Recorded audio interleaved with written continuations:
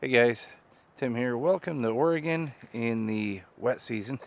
This is November, and it's going to be wet like this, clear till June, and it's going to be dark. We probably won't see the sun for at least May. Anyway, well, March, maybe May. Anyhow, I'm here with some friends of mine, and we're going through, and oddly enough, this late in the year, there's a lot of mushrooms everywhere. So I was just talking to a good buddy of mine, Berserker, and he's been telling me how the mushrooms play a part in nature, uh, breaking things down, renewing the soil, breaking apart rocks to create more soil. A huge part of the ecosystem. And we're going to be getting into that. I'm going to show you a little bit of footage of some mushrooms that we found. One was very large. It's called the American Mazataki. I never heard of it. It grows abnormally large in this spot due to the amount of water. And we had misjudged it as something else. And so anyhow, that'll be in the footage. And hope you enjoy some of our just really getting into mushrooms. I got all sorts of woodworking tools for building Palmer style houses and stuff. So what are you gonna make here? I don't know, I should put a hole in stuff. If you were gonna be here a while, I'd make a cart or something. Ladder.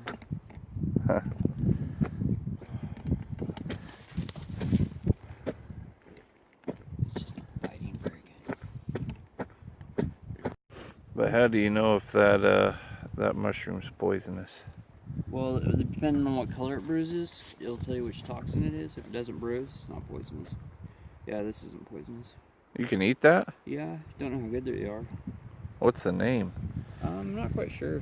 I've got an app. If you They're take a an picture of amanita it, honey mushroom. Those are probably honey mushrooms. Can't remember. Because it has fins on the back. Yeah. Usually that means you can eat it, doesn't it? No.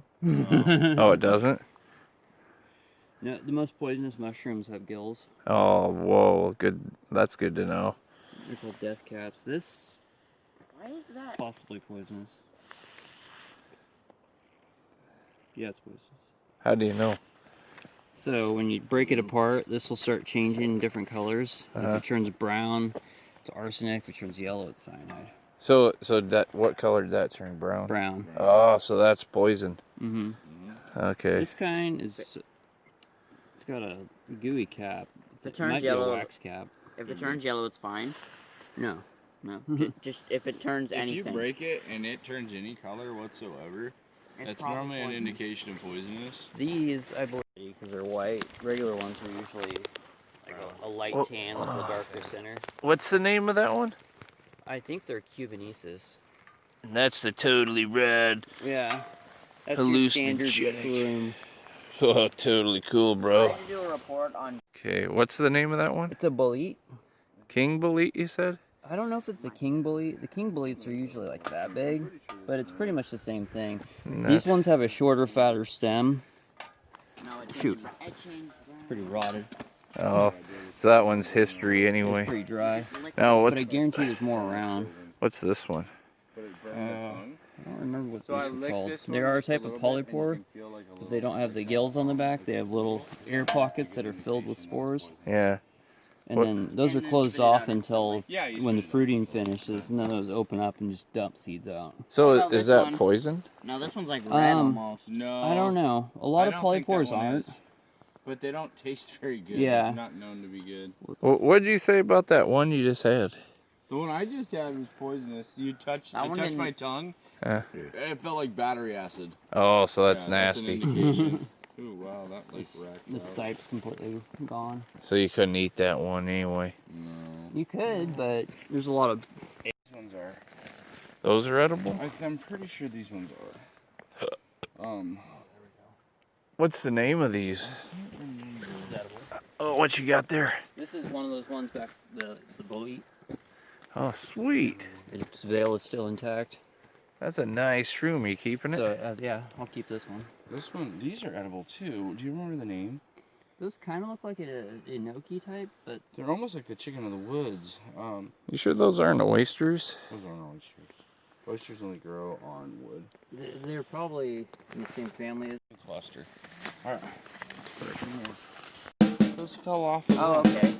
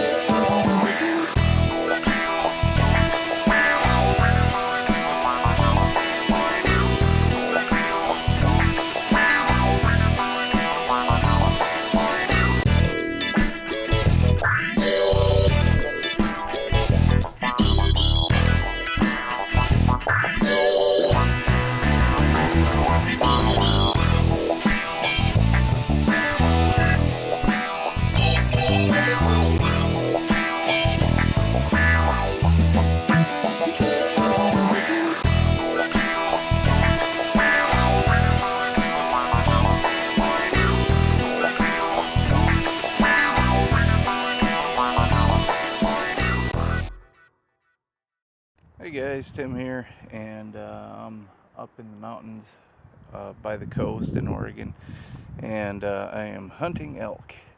Yesterday I had to learn the hard way. I have kind of a slip-on, supposed to be waterproof scope cover.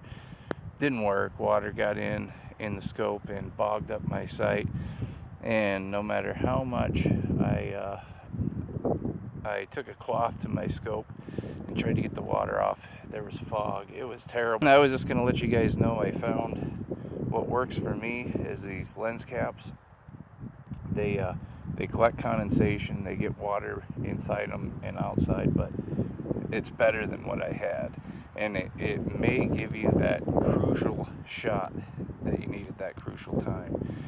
So lens caps really help me out.